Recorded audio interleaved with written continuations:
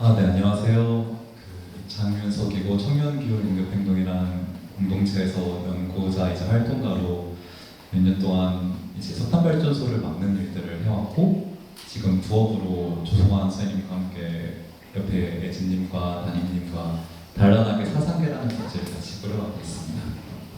네, 그 활동가라고 소개를 받았는데 학술 포럼이라고 생각하고 좀 열심히 많이 써왔는데 다들 졸리실 것 같아서 제가 어떤 활동을 해왔고 어떤 걸 연구하고자 하는지를 한번 같이 보고 넘어가면 좋을 것 같아서 영상을 한번 가져왔고요.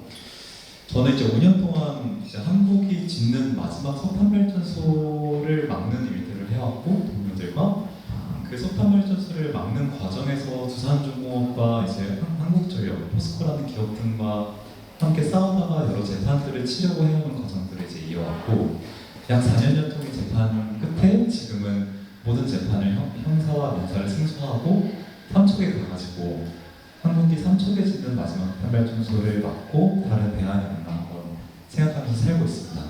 이 과정들을 어떻게 돌아볼 수 있는가를 이제 좀 연구를 하고 있고 그걸 발표드리도록 하겠고, 이제 먼저 간단한 영상 보시면서 시작을 했으면 좋겠다는 생각이 듭니다.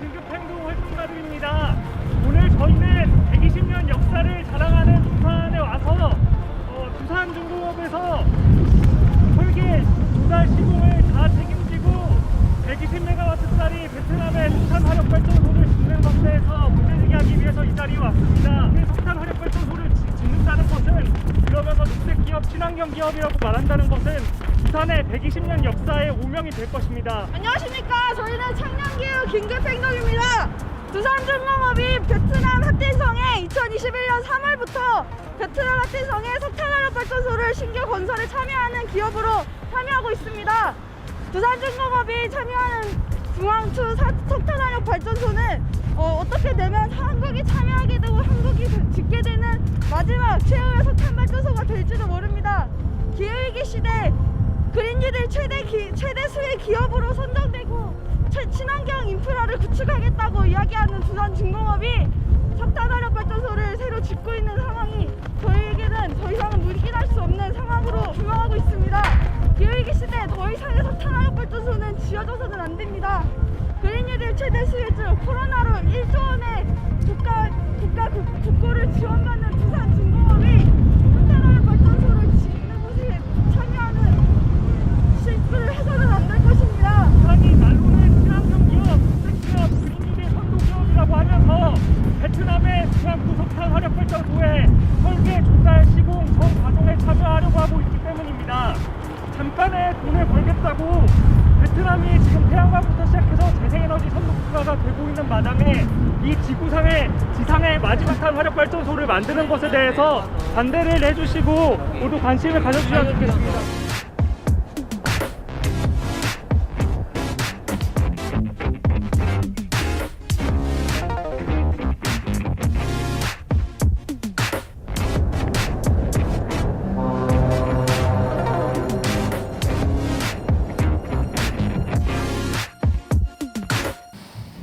기후지책이라는 말처럼 한국의 2020년도가 굉장히 상징적인 해였어요.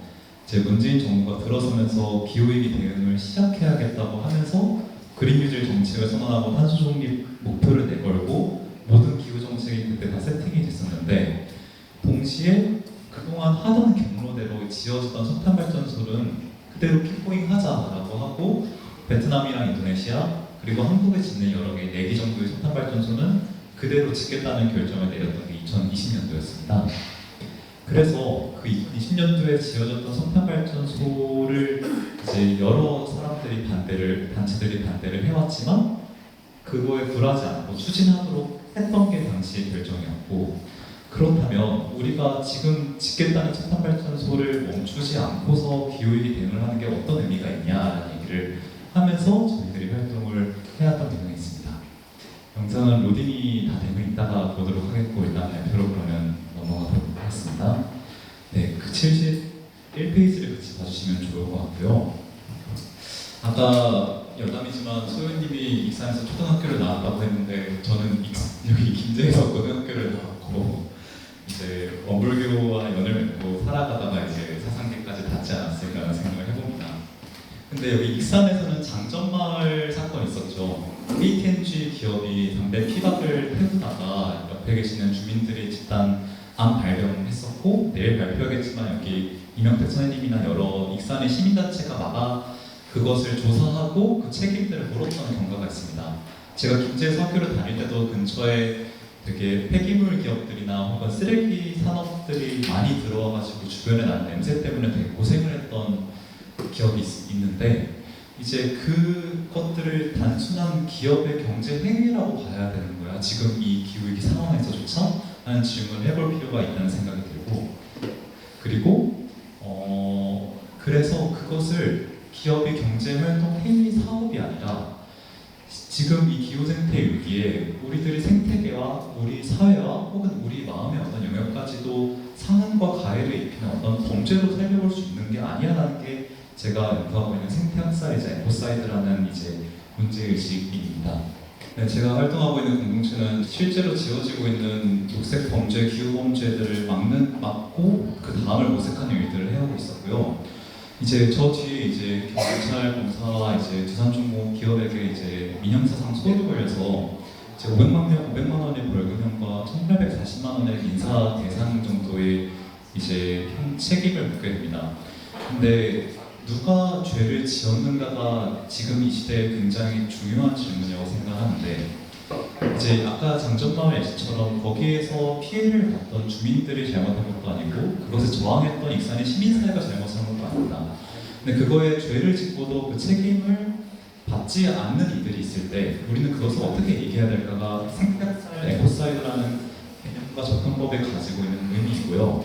그러한 활동을 해가면서 그렇다면 이 에코사이드 내지는 생태학살의 렌즈로 한국이 걸어왔던 길을 한번 반추해 볼 때 60개가 넘는 석탄발전소를 운영하고 세계에서 세 번째로 지금 많은 석탄 화력 발전소 수출해가면서 베트남이나 인도네시아 같은 아시아에 있는 사람들에게 아까 소연님이 말씀하셨던 옷 기업들이 방글라데시에 하는 행위들처럼 여러 가지 사건, 사고, 재난 혹은 실제로 죽임들을 행하고 있는 그런 불합리한 상황들을 우리가 뜨거워진 이 시기에 어떻게 볼 수 있을까라는 게 이제 이 연구의 문제의식입니다.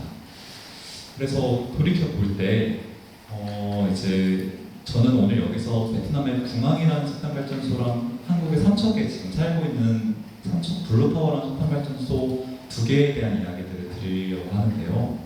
이 두 개의 석탄발전소를 이제 보게 되면 저렇게 해안가 옆에 석탄발전소가 지어져서 조간부 사업은 굉장히 깔끔해 보이지만 사실 저기가 원래 마을이 있던 자리였어요. 이제 베트남 하텐성에 끼렁이 마을이라는 곳이 있었고 주로 어업으로 이제 생계를 영위하는 사람들이 있었던 공간이고요.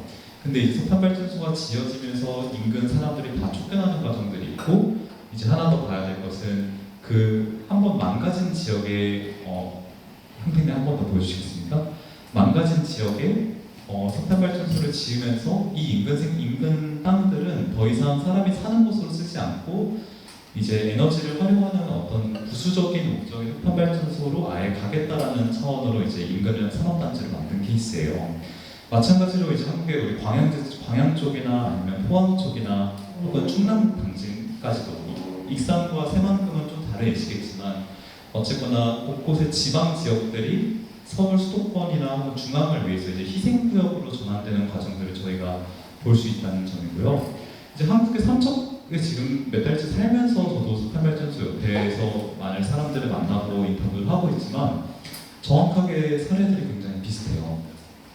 이제 원래 막 해송림이라고 이제 방풍을 하는 소나무들이 있고 거기 이제 맹방 해변이라고 금사심이라고 불리는 해변가들이 이제 이렇게 있는데 이제 그 공간에 석탄발전소를 저렇게 진행하게 되면서 이제 이 근방에서 생계를 유지하는 사람들은 갈 곳이 애매해진 그런 상황에 이제 놓이게 되는 거죠. 그래서 지역을 어떻게 살리냐라는 질문 이전에 저렇게 모든 것들을 파괴하는 과정 자체를 우리는 어떻게 해석을 해야 돼? 이전에 석탄발전소를 부르던 이름이 황금알을 낳는 거위 이렇게 불러왔는데 지금 우리에게 남은 미래가 없다는 얘기를 하는 지금 시점에조차 황금알을 낳는 거위라고 불러야 돼? 아니면 저희가 정령 대안이 없어? 대안이 있다면 어떤 발전이나 어떤 에너지들을 만들어가야 되는 질문으로 바뀌는 게 되게 중요하다는 얘기들입니다. 네, 이렇게 조금 저희가 짚고 있는 상황에 대한 설명을 이 정도로 드린 것 같고요. 이제 연구 내용으로 들어가서 제가 얘기를 해보고 싶은 부분은 72페이지로 돌아갔으면 좋겠는데 생태학살이라는 개념 자체가 시작된 거는 베트남 전쟁이 있었습니다. 한국에서도 고엽제 피해 전후에처럼 베트남 전쟁에 참여했던 분들 중에 많이 피해를 호소한 분들이 많은데 이 당시에 그 살충제를 개발했던 한 과학자가 이 살충제를 베트남 전방에 뿌려서 산도 말라 죽이고 거기 있는 군인들과 주민들까지 죽이겠다는 발상으로 이제 끔찍한 재난이 있었는데 그 개발에 연관된 과학자가 이거는 다 죽인 살상 아니야? 그래서 제노사이드처럼 에코사이드 아니야라고 문제를 제기했던 게 에코사이드 개념의 시작이었고요. 그 뒤로 여러 차례 문제 제기들이 계속 이어져 왔지만 실제로 에코사이드라는 개념과 담론이 다시 조명받게 된 것은 2010년도 이후에 우리에게 남은 시간이 몇 년 되지 않는다는 기후생태위기 심각화 이후에 이 개념에 더 주목이 되기 시작했습니다. 그리고 사실 에코사이드와 제노사이드를 계속 나뉘어서 설명을 하지만 지금 우리가 우크라이나와 러시아 사건과 팔레스타인 이스라엘 전쟁 등에서 보듯이 사람을 죽이는 일이랑 자연 생태계를 죽이는 일이 애초에 구분될 수 있는 게 아니기 때문에 그 두 가지가 늘 동시적으로 발생해 와서 계속 그동안 문제시 되지 않았던 것을 정말 전 지구적 끔찍한 문제야라는 것으로 문제인식의 위치를 달리하는 게 이 접근에 되게 의미가 있는 방식이고요. 근데 생태학살 할 때 떠오르는 이미지는 뭔가 생태계가 아까 봤던 석탄발전소 사례처럼 해변이 밀리고 산이 깎여나가고 숲이 밀리고 이런 장면들을 상상하기가 쉬운데 방금 전쟁 예시를 드렸던 것처럼 사회적 언어로서의 생태학살 에코사이드라는 말을 주목해보면 이것은 자연 생태계만을 영향을 미치는 것이 아니라 아까 베트남 주민들이 쫓겨나거나 혹은 좀 더 갔을 때 삼척의 이제 주민들이 더 이상 생계를 영위할 수 없거나 그런 때문에 이제 공동체들이 갈라지거나 이런 문제들을 생각했을 때 사회적 차원에서 영향을 깊게 미치고 있다. 따라서 이제 생태학살 이야기는 사회적 생태학살까지 연결될 수가 있는 지점이 있는 거죠. 그리고 한 단계 나아가서 방금 담임님이 이제 토종 씨앗에 대한 얘기를 해주셨잖아요. 근데 에코사이드 사례 중에 제일 많이 주목을 받았던 것 중에 하나가 몬산토 글리포세이트라는 기업이 자행했던 종자를 다시 발화할 수 없도록 종자 씨를 터미네이팅 제거하는 이제 행위를 에코사이드라고 봐야 된다는 논의가 있었고 시민들끼리 법정을 만들었던 전례가 있습니다. 이거는 일상에서 너무 느리게 지속되는 폭력이죠. 일상에서 너무 비과시화됐지만 은근히 발생하는 폭력이라는 점에서 살펴볼 수 있을 것이고요. 그래서 말씀드릴 수 있는 생태학살이 고의적이고 생태계 광범위한 영향을 미치는 파괴와 그리고 사회적 차원에서 영향을 계속 미치는 사회적 에코사이드와 그리고 일상에서 느리고 지속적으로 계속 일조하는 과정에서 나타나는 에코사이드로 저희는 세 가지로 같이 나눠볼 수 있지 않을까라는 게 이 논문에서 말하고자 하는 함의입니다. 그래서 생태학살의 생태가 뭐야 했을 때 이제 인간 형식적 접근에서 벗어나서 내가 있는 인간과 자연은 분리될 수가 없고 따라서 여기서 말하는 생태는 이제 75페이지의 표 1에서 이제 보이는 것처럼 자연에서의 생태가 있고 이제 사회에서의 생태가 있고 이제 마음과 심리적 차원에서 생태가 있다라는 펠릭스 카탈이라는 철학자의 세 가지 생태라는 부분에 바탕을 두고 우리가 일어나고 있는 폭력들을 이렇게 전방위에서 동시에 총체적으로 일어나고 있구나라는 것을 봤으면 좋겠다라는 차원에서 이제 세 가지 생태 학살이라는 이론을 설정하고 제안을 드리고자 합니다.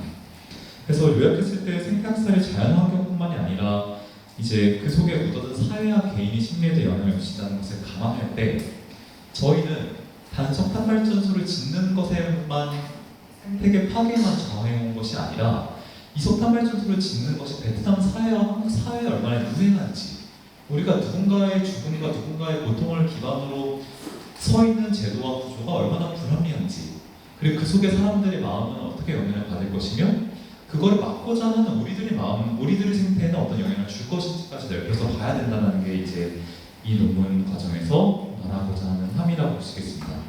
한 단계 더 나아가면 이렇게도 얘기해 볼 수 있을 것 같아요.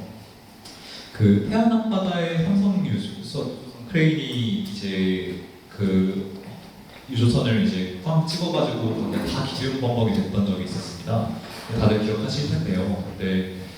그때 인근 바다 생태계가 절반 이상 거의 절멸하는 피해를 입었었고, 그 인근 사회에서 정말 많은 아픔들이 있었죠. 그래서 국민들이 가서 수건으로 닦았던 그런 적이 있는데, 제일 슬펐던 통계 중에 하나가 그 사건이 있고 나서 인근 지역의 노인 자살률이 급증했다는 겁니다.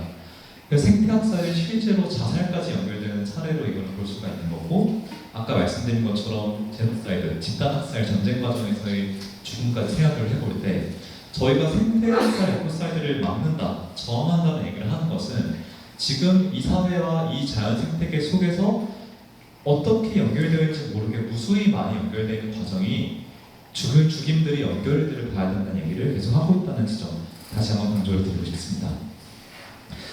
75페이지에서 베트남 분황에 대한 이야기와 76페이지 삼척 블루파워 석탄발전소가 어떻게 지어졌고 어떻게 불합리한 구조 속에서 한국이 가져왔던 경제성장의 경로 속에서 이들이 어떤 위치를 차지하는지를 설명하고 있고요. 저희들이 저항했던 과정들은 이 재판들을 계속 치러오는 4, 5년의 과정들을 이제 78페이지까지 요약을 해두었습니다. 79페이지로 와서 표 2를 봐주시면 좋을 것 같은데요. 이 논문이 채택하고 있는 방법으로는 이제 에스노그래피와 이제 액티비스트 리서치라는 연구 활동가 논문이기 때문에 제가 먼 곳에 있는 석탄발전소라는 것을 연구하는 게 아니라 석탄발전소와 석탄발전소를 막기 위해서 혹은 다른 대안을 찾고자 노력해왔던 우리들이 해왔던 이야기들을 어떻게 살펴볼 수 있을까에 좀 초점이 맞춰져 있다고 볼 수 있습니다. 그랬을 때 이제 놀랍게도 이제 뭔가를 처벌하고 막고자 저항했던 과정이 첫 번째 시간이었고, 저희 단체 이름은 긴급행동이기 때문에 긴급한 직접 행동들에 저항을 해왔던 게 첫 번째 시간들이었지만, 이제 이걸 해가는 과정에서 방금 한윤정 선생님이 강조해 주신 것처럼 우리가 우리 스스로를 돌보지도 않고 뭘 막아? 라는 문제의식이 꼽히는 것도 있었고, 또 우리들이 무언가 자연과 지구 혹은 파괴된 지역을 돌본다는 접근을 빼놓을 때 단순히 나쁜 놈들만 막아서 아무 의미가 없어 라는 이런 생각들을 하는 것도 있습니다. 또한 이 지역에 석탄발전소들이 들어오는 이유는 삼척이라는 지역에 석탄발전소 없으면 뭐 먹고 살아? 혹은 이 지역에 청년들이 유출되고 더 이상 지역의 미래가 없는데 어떻게 그런 대규모 플랜트 산업이 아니고서 어떤 대안이 있을 수 있어라는 문제의식이 그 지역에 있기 때문에 이런 것들이 추진되는 거거든요. 그래서 저희들은 이제 가서 살면서 이 지역을 다른 지역으로 바꿔놓으려면 어떤 방식으로 살아야 되는 어떤 형성적인 관점에 대한 이야기들을 같이 해간다는 이야기들이 있었습니다. 그래서 앞서 말했던 생태가 자연과 사회와 마음 영역에서 있을 때 그거에 와서 활동을 해왔던 우리 공동체 안에서도 이 우리 공동체가 자연과의 관계, 그리고 우리 공동체라는 사회, 이 안에 어떤 개개인 사람들의 심리적인 측면까지 같이 고민을 해봐야 된다는 이야기를 다시 강조드리고 싶습니다.